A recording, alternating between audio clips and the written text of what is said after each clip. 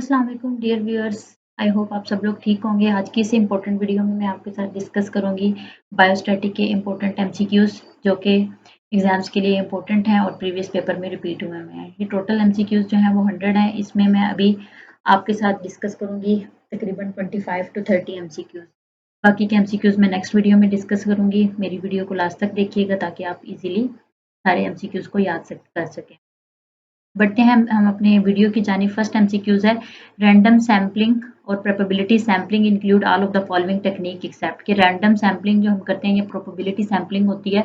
उसकी कौन कौन सी टाइप्स हैं और कौन सी मतलब उसमें नहीं आती है। ठीक है, तो सिंपल रैंडम सैम्पलिंग में सिंपल रैंडम सैम्पलिंग भी आती है रैंडम मतलब रैंडम सैम्पलिंग में, और स्ट्रेटिफाइड भी आती है, क्लस्टर भी आती है। सिंपल में ये होता है हमारे पास एक ग्रुप होता है, उसमें से हम रैंडमली लोगों को सिलेक्ट कर लेते हैं तो उसको कहते हैं simple sampling, simple random sampling. और स्ट्रेटिफाइड में क्या होता है कि हम ग्रुप बनाते हैं उसमें से मतलब वो निकाल लेते हैं तरतीब के साथ। ठीक है, और क्लस्टर में जो होता है वो एक ग्रुप होता है, ग्रुप के ज़रिए से निकालते हैं। ठीक है, परक्यूसिव जो होती है ये इसकी टाइप में नहीं आती। ठीक है, ये नॉन प्रोबेबिलिटी में आती है। अगला एमसीक्यूज है कि निकाल लेती हूँ age gender, age, class, religion, type of disease and blood group are measured on nominal scale. ये नॉमिनल स्केल में मेजर किए जाते हैं।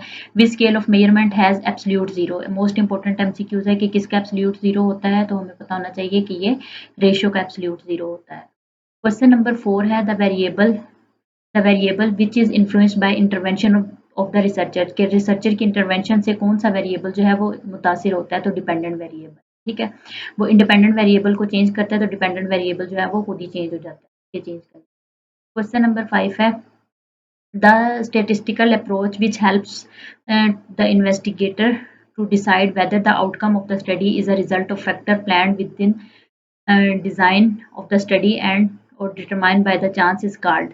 इसको क्या कहते हैं कि वो स्टेटिस्टिकल अप्रोच जो हमें हेल्प करती है कि हम इस बात में हेल्प करती है कि हम डिसाइड करें कि जो हमने आउटकम निकाला है, ठीक है, वो जो हमने प्लान किया था उस जैसा है या फिर नहीं है। इसको डिटरमाइन करने के लिए उसको क्या कहते हैं, इन्फरेंशियल स्टैटिक्स कहते हैं। इन्फरेंशियल स्टैटिक्स की definition which one of the following method is a form of graphical representation of data, तो हिस्टोग्राम है। मैंने जब ये चैप्टर पढ़ाया था मैंने आपको बताया था कि ज़्यादा जो एमसीक्यूज आते हैं वो हिस्टोग्राम से रिलेटेड ही आते हैं। All of the following are the measure of central tendency except mean भी होता है, मीडियन भी होता है, मोड भी होता है, वेरियंस इसमें नहीं होती। सेंट्रल टेंडेंसी में ये तीन चीज़ें होती हैं, ये आपने एमसीक्यू याद रखना है, most important MCQ. Question number 8 है which measure of central tendency is influenced by extreme score and skewed distribution. Mean जो है वो स्क्यूड से और एक्सट्रीम वैल्यूज मतलब जो बहुत ज़्यादा स्कोर्स आ जाते हैं उससे मीन जो है सबसे ज़्यादा डिस्टर्ब होती है और उस पर इफेक्ट आता है। क्वेश्चन नंबर 9 है the measure of central tendency which is calculated by a number arranging in numerical order. तो मैंने आपको जब ये चैप्टर पढ़ाया था मैंने आपको बताया था कि बाकी जो है ना अगर हम निकालें मोड निकाल रहे हैं, मोड में हमें पता है कि जो बार बार चीज़ें आएंगी मतलब चार चार दो तीन दफ़ा आया हुआ है किसी भी डाटा में तो वो उसका मोड होगा। रेंज होता है वो मैक्सिमम वैल्यू को मिनिमम वैल्यू से निकाल देते हैं। स्टैंडर्ड डेविएशन वैसे ही एक अलग है, इसमें तीनों तीनों चीज़ें आती हैं, मीन मोड मीडियन तीनों आती हैं। लेकिन जो मीडियन है ना इसको निकालने के लिए हमें सबसे पहले जो नंबर दिए होते हैं ना उसको हम एक तरतीब से लिखते हैं। ठीक है, ये मीडियन है, मोस्ट इंपॉर्टेंट है। The proportion of observation fall above the median, median से अबव जो आती हैं उसको क्या कहते हैं, 50% अबव द मीडियन होती हैं और 50% बिलो द मीडियन होती है। ऑप्शन बी इसका ठीक answer. The indices used to measure the variation और dispersion among scores are all except के मतलब इनके दरमियान में स्कोर और डिस्पर्जन को मेजर करने के लिए कौन कौन सी चीज़ें यूज़ होती हैं। एक्सेप्ट रेंज भी यूज़ होती है, वेरिएंस भी यूज़ होती है, स्टैंडर्ड डेविएशन भी यूज़ होती है, मीन यूज़ नहीं होती। ठीक है, मीन में सारे डाटा को हम निकाल लेते हैं, प्लस करते हैं और फिर उसकी जितनी क्वांटिटी होती है उस पर डिवाइड कर देते हैं। डियर स्टूडेंट्स, आपको मीन निकालना, मोड निकालना, मीडियन निकालना, रेंज निकालना, ये सारी बेसिक बेसिक चीज़ें आपको आनी चाहिए। ये पेपर में डाटा आता है उसका वो कहते हैं मोड बताएं, इसका मोड क्या है। 2-3 क्वेश्चन ये अभी पिछला जो पेपर हुआ है 2023 का तो उसमें बहुत सारे मतलब ऐसे थे जिसमें मोड भी निकालना था, मीडियन भी निकालना था। ये 2-3 एमसीक्यूज आपकी इस तरह सॉल्व। क्वेश्चन नंबर 12 है a measure of dispersion of a set of observation in which it is calculated by a different between. ये देखें, जब हाईएस्ट वैल्यू में से लोएस्ट वैल्यूज को निकाल देते हैं तो उसको क्या कहते हैं, रेंज कहते हैं। ये रेंज की डेफिनेशन है, ठीक है। वो हमें डाटा भी दे सकते हैं, वो पूरा एक डाटा देंगे, फिर हमने हमने खुद देखना है उस डाटा में सबसे बड़ा नंबर कौन सा है, सबसे छोटा कौन सा है। जब बड़े में से छोटे को माइनस कर देंगे तो वो हमारे पास रेंज निकल आएगी। क्वेश्चन नंबर 13 है the statics in which describe the interval of score bounded by 25th and 75th percentile rank is interquartile range इसको कहते हैं। The median value is the median value कौन सी होती है, फिफ्थ मतलब मिड वाली। 100 होगा टोटल तो 50 जो उसका हाफ होता है ना, तो मीडियन जो होती है वो मिड वाली वैल्यू को कहते हैं। Large standard deviation suggest that, मतलब अगर किसी का लार्ज स्टैंडर्ड डेविएशन है तो उसका मतलब है the scores are probability widely scattered. ये भी बहुत इंपॉर्टेंट एमसीक्यूज है। अगर लार्ज स्टैंडर्ड डेविएशन होगा तो इसका मतलब है कि जो प्रोबेबिलिटी है स्कोर्स की वो ज्यादा दूर दूर तक फैले हुए हैं, वाइडली स्कैटर है। क्वेश्चन नंबर 16 है the formula given below is computational formula of. ये किसका फार्मूला दिया हुआ है, हमें पता है ये स्टैंडर्ड डेविएशन का फार्मूला दिया है। जब जी square root of the square of standard deviation is, ये है वेरिएंस। ये देखें दो एमसीक्यूज एक साथ दिए हुए हैं, मतलब ए भी वही है बी भी वही है, तो इसमें से जो भी हम लगा दें तो वेरिएंस है। ये टाइपिंग मिस्टेक हुई है, ठीक है। स्टैंडर्ड डेविएशन में क्या इन दोनों में फ़र्क यही है कि स्टैंडर्ड डेविएशन में ऊपर ये आती है बार, रूट बार आती है, ठीक है। और जो दूसरा होता है वेरिएंस होता है उसमें सिर्फ और सिर्फ स्केयर है। अगर स्केयर रूट की बात करते हैं तो स्टैंडर्ड डेविएशन है, अगर सिर्फ स्केयर की बात करेंगे तो वेरिएंस है। ये माइन्यूट सा डिफरेंस है, ये आपने याद रखना है। Which one of the following is a characteristics of normal distribution. Normal distribution की कौन कौन सी कैरेक्टरिस्टिक्स नहीं, इनमें से कौन सी कैरेक्टरिस्टिक्स नहीं है। सिमेट्रिकल वो होता है, बेल शेप भी होता है, मीन मीडियन इक्वल होते हैं, नेगेटिव स्क्यू नहीं होता, वो पॉजिटिव। नेगेटिव या पॉजिटिव मतलब दोनों ये, इसमें मीन मोड मीडियन जो है वो सारी चीज़ें इक्वल होती हैं। ये बहुत ज़्यादा इंपॉर्टेंट एमसीक्यूज है, इसको अपने साथ नोट रखें कि ये सिमेट्रिकल भी होता है, बेल शेप भी होता है, मीन मोड मीडियन इक्वल होते हैं। ये एमसीक्यूज बहुत दफ़ा आया होता है, मीन मोड मीडियन इक्वल होते हैं, इस चीज़ को अकेले को भी वो उठा सकते हैं। जी अगला एमसी 21 एमसीक्यूज हमारे पास है।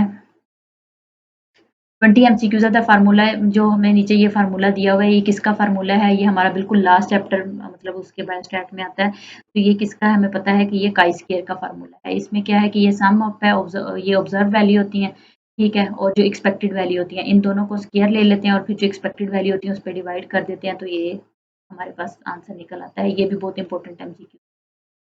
21 MCQs are the variable in an experiment that is known from the start and does not change। मतलब जो स्टार्ट से हमें पता चल जाती है लेकिन चेंज नहीं होती, उसको क्या कहते हैं, इंडिपेंडेंट वेरिएबल। जो एक्सपेरिमेंट में हमें पता होती है फ्रॉम द स्टार्ट, शुरू से पता होती है लेकिन हम उसको चेंज नहीं कर सकते, तो उसको क्या कहते हैं, इंडिपेंडेंट वेरिएबल।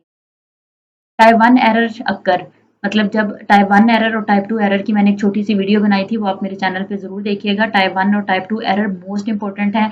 नल हाइपोथेसिस और जो दूसरा हाइपोथेसिस होते हैं वो भी बहुत ज़्यादा इंपॉर्टेंट है, दोनों के कॉन्सेप्ट क्लियर होने चाहिए। टाइप 1 एरर वो होता है कि जब आप बिल्कुल ठीक हो, जब हमारा हाइपोथेसिस बिल्कुल ठीक हो लेकिन फिर भी उसको रिजेक्ट कर दिया जाए तो वो टाइप 1 एरर होता है।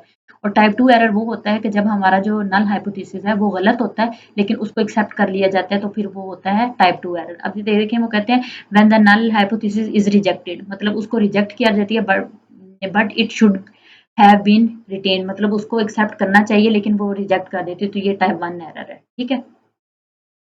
कि उसको रिजेक्ट नहीं करना चाहिए था लेकिन फिर भी वो रिजेक्ट कर देते हैं, तो इसलिए इसको टाइप 1 एरर कहते हैं। How many degree of freedom would be 3 rows and 2 column I have, तो इसका 2 आंसर है, ठीक है। 2 रोज होती हैं और 2 कॉलम, इसका फार्मूला है, फार्मूले से ये निकलती है। जब चैप्टर पढ़ाऊंगी तो मैं आपको फार्मूला बताऊंगी इसका। Determining the degree of freedom from 2 multiply by 2 contingency table from for chi square distribution is, तो इसके लिए डिग्री ऑफ फ्रीडम क्या होगी हमारे पास, इसके लिए डिग्री ऑफ फ्रीडम हमारे पास 1 होगी।